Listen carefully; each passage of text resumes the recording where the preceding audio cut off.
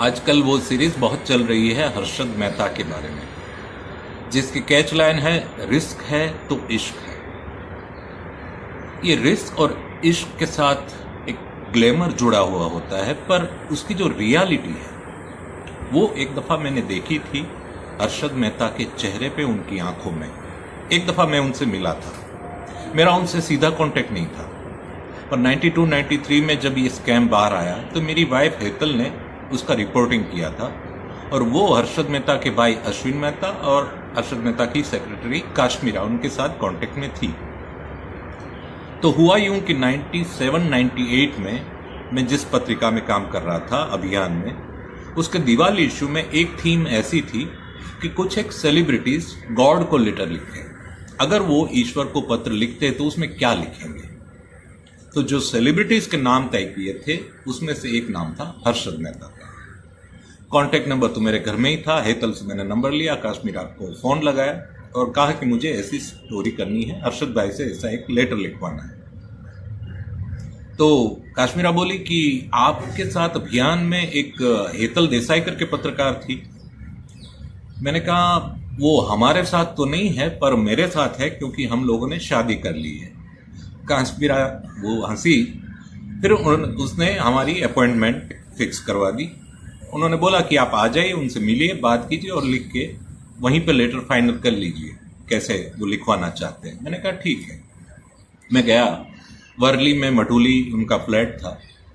मुझे ऐसा कुछ याद है, बहुत ही बड़ी भूल भुलैया जंतर मंतर जैसी, इतनी टेढ़ी मेढ़ी नहीं, पर ऐसी एक जगह थी। मैं जहां जहां से गुजरा मुझे ले जाया गया, वहां आसपास में मैंने कहीं कहीं सफेद चद्दर से ढकी हुई कुछ चीजें देखी। ऐसा लग रहा था जैसे कि वो कोई ऑक्शन हाउस, नीलाम घर का गोडाउन, जिसमें फर्नीचर, पेंटिंग्स, आर्टिफैक्ट सबको ढांक के रखा। तो ऐसी एक बड़ी सी जगह से होते हुए ले जाकर मुझे कहीं पे बिठाया गया। अरशद भाई आए, ही वॉज वेरी शार्प। क्या लिखना है, क्या इंप्रेशन बनेगी, वो सब उनके दिमाग में बहुत क्लियर था। और मेरी भूमिका भी स्पष्ट थी कि वो वेद व्यास है और मैं गणपति हूँ, वो जो बोलेंगे मैं लिखूंगा। तो वो बोलते गए, मैं लिखता गया, थोड़ा डिस्कशन हुआ, थोड़ा एडिटिंग हुआ, थोड़ा आगे पीछे किया। थोड़ी देर में लेटर तैयार हो गया, आधा घंटा लगा। लेटर का सूर्य था। अरशद मेहता गॉड से ये कहना चाहते थे कि हे ईश्वर, मुझे एक मौका और दे, मैं फिर से एक पारी खेलना चाहता हूँ इसी शेयर बाजार में, इसी इक्विटी मार्केट को मैं इस तरह से उसमें जाके फिर से एक ऐसा हंगामा करना चाहता हूँ जिससे कि सबको फायदा, खास करके छोटे इन्वेस्टर्स को। अब वो कैसे किया जा सकता है, उसकी निटिग्रिटीज क्या है, मैं खुद भी शेयर बाजार के बारे में कुछ समझता नहीं था, तो मैंने कुछ ज्यादा पूछा नहीं, उन्होंने कुछ बताया नहीं। पर कुल मिला के कॉपी अच्छी बनी, मैं खुश था, वो भी रीजनेबली खुश थे। तो आधे घंटे के अंदर पूरा वो 400-500 वर्ड्स का लेटर था, वो फाइनलाइज हो गया और फिर हम चाय पी रहे थे। उसके बाद उन्होंने मेरा इंटरव्यू लेना शुरू किया। वो जानते थे मैं एक पत्रिका में कॉपी एडिटर हूं। उनको ये जानने में दिलचस्पी थी कि ये पत्रकारिता काम कैसे करती है। उनको जो सबसे बड़ी प्रॉब्लम हुई वो पत्रकारिता की वजह से ही तो थी। तो उन्होंने मुझे पूछा, तो मैंने कहा देखिए, जैसे आप बिग बुल है तो सुचेता दलाल बिग जर्नलिस्ट है।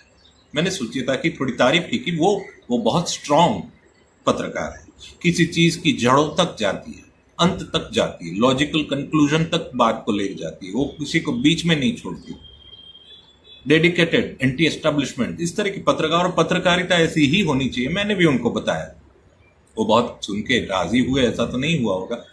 पर बात कुल मिला के ये हुई कि वो फिल्म जंजीर में अजीत मोना डार्निक को समझाते थे कि देखिए मोना, देखो मोना, जैसे कुछ लोगों की कमजोरी बेईमानी होती है, ऐसे ही कुछ लोगों की कमजोरी ईमानदारी होती है। तो यही बात हुई। मैंने कहा देखिए, आप बिग बुल और वो बिग जर्नलिस्ट, आप दोनों टकराए तो जो भी फिर होना था वो हुआ। दूसरी ये भी बात थी, फ्रैंकली बात हुई कि ये जो ओवर एक्सपोजर है, शो ऑफ है, दिखावा है, तमाशा, वो खुद भी मानते थे। उन्होंने बताया भी कि ये बड़ी प्रॉपर्टी उनकी, बड़ी गाड़ी और ऐसे ऐसे शानदार फोटोग्राफ्स और ये सब एक्सपोजर उनको डाउन प्ले करना चाहिए था। वो खुद भी तैयार थे कि अभी जब बार वो दूसरा चांस लेंगे तब वो इतना अपने आप को मीडिया में चमकाएंगे नहीं, वगैरह वगैरह। वो सब थोड़ी बहुत बातें हुई। फिर ये भी जनरल बात हुई कि जो ऊपर जाता है वो नीचे आता है, जो नीचे जाता है वो ऊपर आता है। तो ऐसे ही 10-15 मिनट बात करके फिर मैं निकला, वही बड़े से घर से बाहर मुझे ले जाया गया।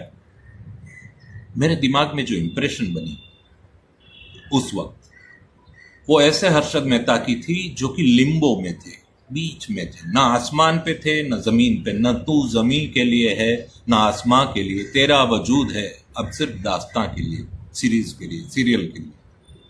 भीतर से वो जानते थे कि अभी उनको दूसरा मौका शायद नहीं मिलेगा, पर उनकी इच्छा बहुत थी कि मुझे फिर से जाना है।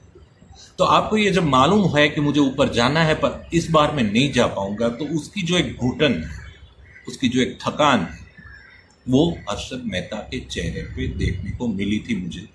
मैं कुछ ज्यादा कल्पना कर रहा हूँ ऐसा नहीं है। वो हर्षद मेहता में पूरे पौने घंटे में बहुत ही कम वो मुस्कुराए, वो बहुत सीरियस थे और सही में थोड़े लग रहे थे जैसे थके हुए।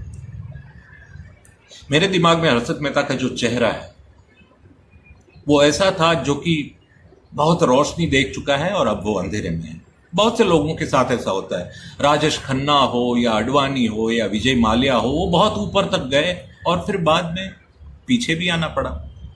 और एक क्लियर चेहरा, मेरे दिमाग में जो सबसे क्लियर चेहरा है हर्षद मेहता का, वो उस यंग आदमी का है जो रात को 12 बजे के बाद सड़कों पे बाइक चलाता है बिना हेलमेट, साइलेंसर भी लूज होगा, बहुत आवाज करेगा, और फिर वो 100 के ऊपर स्पीड में बाइक चलाता है और कभी कभी उनका एक्सीडेंट होता है। फिर वो आदमी जब अस्पताल में होता है, उसका पांव स्लिंग में ऐसा लगाया हुआ होता है और बिस्तर पे लेटे लेटे वो आदमी जो सोच रहा होता है कि मेरे साथ ऐसा क्यों हुआ, मैंने क्या गलती की। वो जो मेंटल फ्रेम होती है, वो जो मिजाज होता है, वो जो इंट्रोस्पेक्शन वाला मामला होता है, वो मैंने हर्षद मेहता के चेहरे पे, उनकी आंखों में देखा। रिस्क लेना अच्छी बात है या बुरी बात, ये मैं नहीं कहना चाहूंगा, क्योंकि रिस्क का तो मामला ऐसा है कि पेट में आग है वो रिस्क लेगा। जिसके पेट में आग है, जो जवान है, जिसकी बॉडी में हॉर्मोन्स है, जिसकी नसों में घोड़े दौड़ रहे हैं, वो रिस्क लेंगे। पर रिस्क लेते वक्त अगर ये याद रहता है, रखा जा सकता है कि जहां रिस्क है वहां इश्क है, तो साथ में ये भी याद रखने जैसा है कि ये जो रिस्क होता है वो थोड़ा रिस्की होता है। मुझे सिर्फ इतना कहना है। मिलते रहेंगे फिर कभी। बाय।